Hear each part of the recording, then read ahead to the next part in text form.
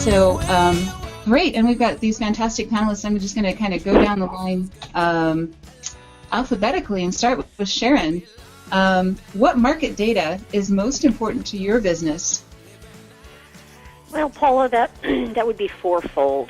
You've got sales data, which is obviously critical to the official helicopter blue book and to appraising helicopters. Financial data in terms of what's happening in the finance marketplaces. Helicopter news data, so what's going on with the operators. And then appraisal data, what's changing in the appraisal industry and what's important in the appraisal industry. And since we collect and use all of the above types of data for our primary business, it really makes sense, since we're talking to a marketing masterclass here, makes sense to figure out how to turn that data into marketing opportunities after we're done using it in the Blue Book. So we take our sales data, and that goes into the Blue Book, and then that Blue Book becomes a prime source for updating our website, for making presentations to various societies and organizations, for briefing committees that I belong to. The helicopter news data comes from news feeds and various websites and magazines, wherever I can find it. That feeds our understanding of the market. And then understanding the market becomes fodder for articles and for personal conversations with our big clients. Financial data and appraisal industry data then feed our understanding of the types of jobs we're going to be doing, the types of clients that we're going to be seeing for that work. So that allows us to plan our work scheduling and our personnel needs. And then that whole thing gets recycled back into committee meetings.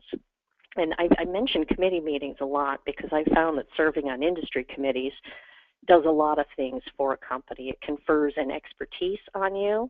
It generates a great deal of respect. And you get this wonderful network just by virtue of belonging to the committees. And then the more you participate, the more active you are, the more benefits and rewards you get. I mean, these are groups of peers that may have information, additional data that I wouldn't otherwise be privy to, who then in turn will share that information with us, and then the whole cycle starts again. Wow.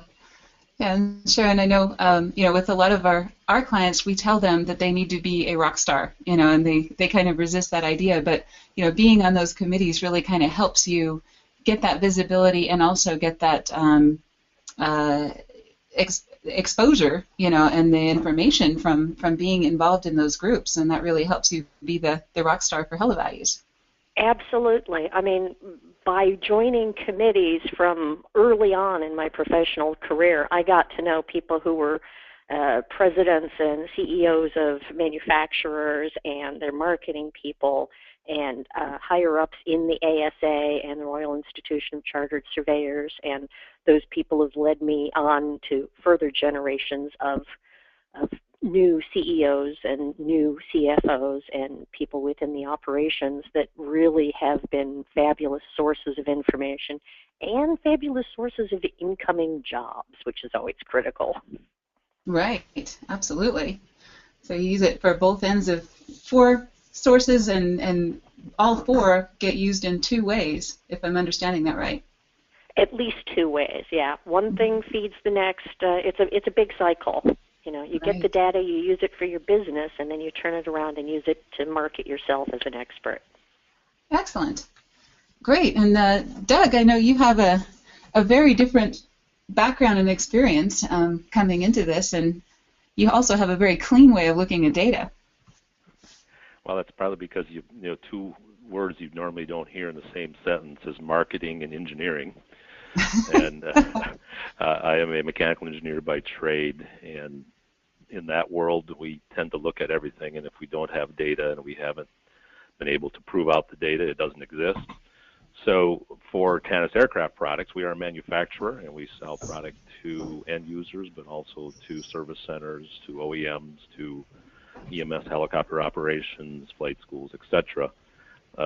Market data for us is very important because one thing we know for a fact, we can't sell to someone who does not own a plane, does not go in the aviation business, but that's just when it starts. So, just using the manufacturing data and the FAA data that's available as website information We know where all the planes are at. Now we've got to take and do a very systematic approach of contacting these folks and expressing the reason why they want our product on their airframe, and also using that data as a manufacturer to put in what we call, what I do in my world, which is very few strong key matrices that drive our manufacturing information cost, and making sure that what we're doing in the manufacturing side supports what we need on our marketing and sales side, and vice versa. How do we get our message out to the public, and how do we take and do that on a very systematic approach, since we are a worldwide supplier of our product, and we obviously can't get to all places where our customers are at. Right. Exactly. So it's interesting coming into this from the perspective of an engineer, that how that carries over into the way that you market your product, and I think that's really fascinating for us to watch. I'm glad you said fascinating, Paula. I thought you were probably going to use another word there too for a little bit, but we like to keep marketing people grounded, I think, is what the engineers say. Exactly. Yeah, we end up being two sides of the same coin, but that's always good to have both. And great. And Jason, you are from a similar point of view, I think, or a similar background as Sharon, or at least have a little bit of a similar usage of what data would be important to your business. But tell us about what you do. Well, with the market data, coming from Doug's perspective, what he just said with going to the FAA, yes, you can go to the FAA and, for instance, you can have an aircraft and it's registered to ABC Incorporated in Wilmington, Delaware. Well, now you got to peel apart that onion and find out who's the owner, who are the operators, the pilots, the management companies, and that's what JetNet does, is we collect that information. We have 50 researchers here, and we're calling all around the world collecting that exact data, how many hours are on the airframe, what avionics, all the important physical factors that go into the aircraft, as well as the people, the decision makers. You can go to the CEO of Home Depot, and he's not going to be making any decisions on anything that goes on the aircraft. You want to be talking to their director of maintenance. So that's the type of information we collect, and we package that up, and that's what the JetNet product is. Right. And I think, if we were to look at a lot of your competitors and look at some of the other list vendors, I guess we would call them, or data providers, a lot of times they will give you a lot of data, but it's not what you need. As you mentioned, they'll give you the CEO of Home Depot who owns the aircraft, but that doesn't really help if you're selling a component. Precisely. You want to be able to contact the people that are making decisions about the aircraft, someone in the flight department, smaller flight departments, generally the chief pilot is going to be the go-to person. You want to be able to talk to them. And that also goes into the MRO, FBO side of our business, and the dealer brokers and the OEM side. They're using the data for complete opposite uses. One is using it to buy and sell aircraft, and the other one is using it to contact these operators or owners. FBOs or, they'll use our data with the magnifying or the binoculars, watching across the tarmac, seeing who pulls up to the competitor's FBO, and before they even pull up, they could have an email, a fax, and a letter sent out to that. The next time you come to our particular city, we've got better cookies and fresher popcorn. And better coffee. Yes, there you go. Can you tell whether they're coffee drinkers or tea drinkers, and have that parsed out? Yeah, no, not that far.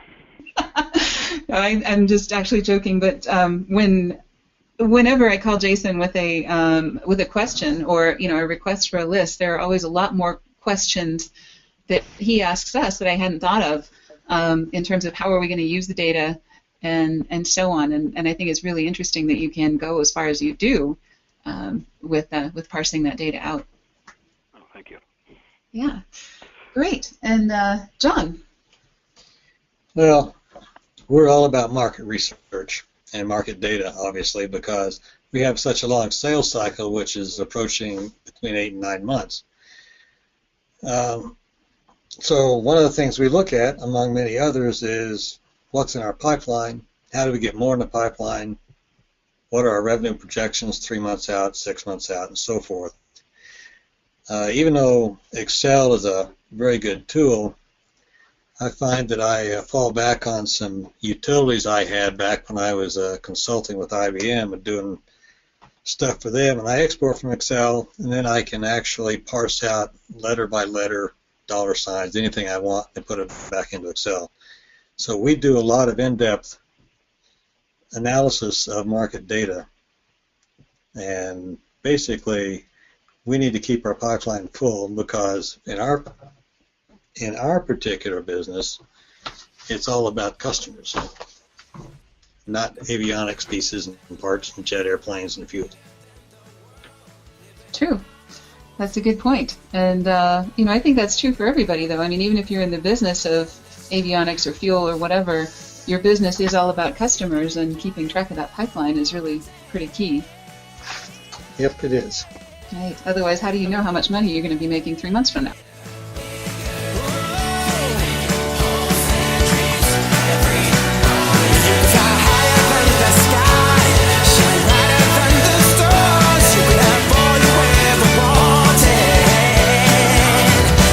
You could.